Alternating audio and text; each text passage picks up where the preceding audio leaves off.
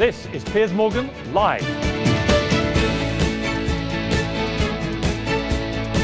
I mean, what this means, in a nutshell, is that the NSA, on behalf of the Obama administration, have been secretly looking at just about any kind of communication they see fit from any American.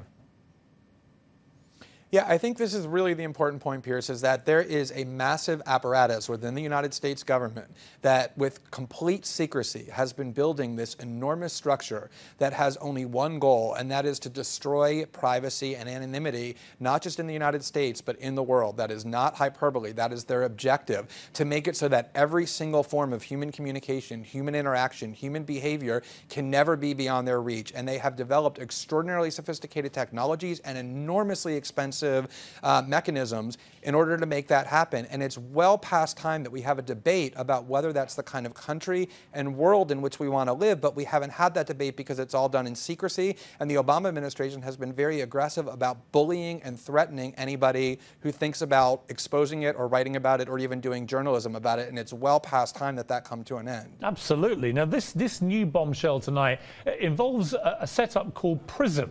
It sounds like something out of Star Wars, but PRISM is now responsible, I read either in your report or the Washington Post, and we've got Barton Gellman coming up who wrote that PRISM is responsible for 1 in 7 of all the intelligence reports by the NSA, and is likely to be an even bigger percentage going forward. I mean, that's a quite staggering thing to discover when no one even knows what PRISM is.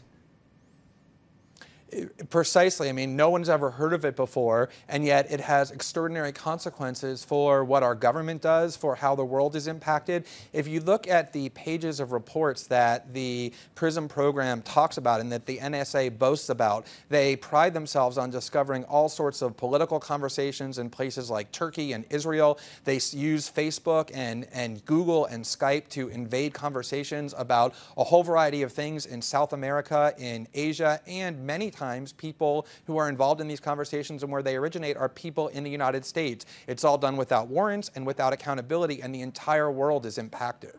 Now, I've got to ask you this, because we've seen what's happened to AP journalists and to Mr. Rosen at Fox News. Are you worried now that they're going to come after you, Big Brother style, try and come after your sources?